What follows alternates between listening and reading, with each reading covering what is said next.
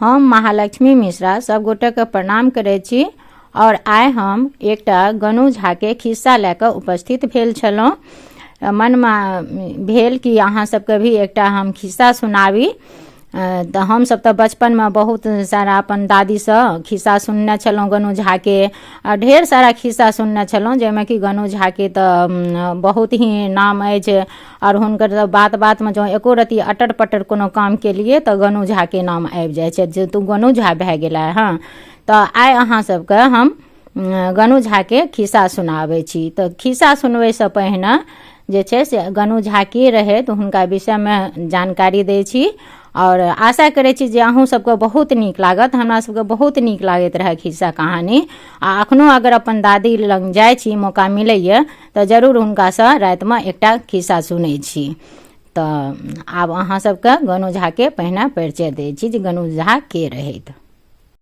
गनु झा के जन्म दरभंगा जिला के अंतर्गत भरबाड़ा गांव में लगभग 800 वर्ष पूर्व 13वीं शताब्दी एकटा गरीब किसान परिवार में एहन समय भेल छलनि जहन धर्मदाता आ रूढ़िवादिता के बोलबाला छल।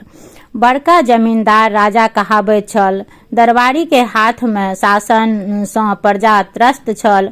चापलूस दरबारीक चंगुल सँ प्रजा के बचेबा में जतय गनु झा के महत्वपूर्ण योगदान छलनि, ओतय ओ साधुक भेष में ढोंगी सेहो लोहा लेलथि। मिथिलांचल में गनु झा के रोचक कथा जन जन के जीभ पर ओही प्रकार विद्यमान अछि जाहि प्रकार कवि कोकिल विद्यापति जी के सुंदर गीत सभक कंठ हार बनल अछि। तो गनु झा के खिस्सा लोग में एहन रचि बसि गेल छै जे फेकरा के रूप में धारण क चुकल अछि।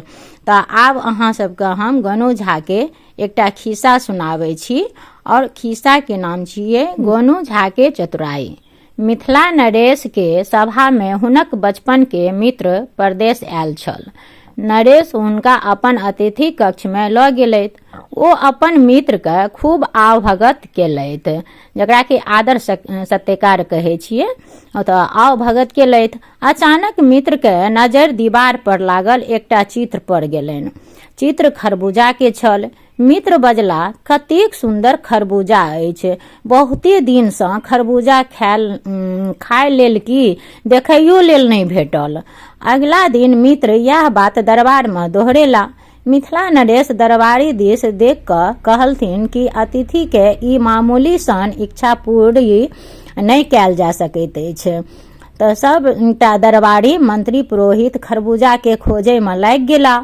बाजारक कोना कोना छानि मारल गेल, गाम में सेहो ताकल गेल। गाँव वाला ई बात सुनि हंसैत छल जे एहि सर्दी के मौसम में खरबूजा कतय भेटत। जखन सब थाकि गेल तखन एकटा दरबारी व्यंग सँ कहलथि, महाराज, अतिथि के इच्छा गनु झाटा पूरा कऽ सकैत छथि। सत्य अछि हुनका खेत में अहियो समय में बहुते रास रसगर खरबूजा लागल हैत। मिथिला नरेश गनु झा दिस तकलथि। नरेश के आज्ञा मानैत गनु झा किछ दिन समय मांगलनि, फेर किछु उपाय सोचैत दरबार सँ चलि गेला। किछ दिन बीतला के बाद गनु झा दरबार में नहीं एला। पुरोहित कहलथिन, कतौ डर के सँ गनु झा राज छोड़ि कऽ तऽ नहीं चलि गेला। एक दिन भोरे जखन मिथिला नरेश अपन मित्रक संगे बगीचा में टहल रहल छल तहन गनु झा कतेको सेवक संग एला।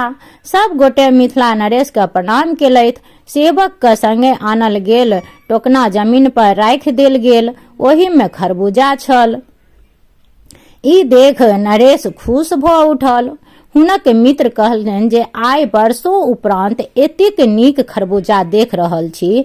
मिथिला नरेश सेवक सँ हाँसू और थारी अनबाक लेल कहलथि।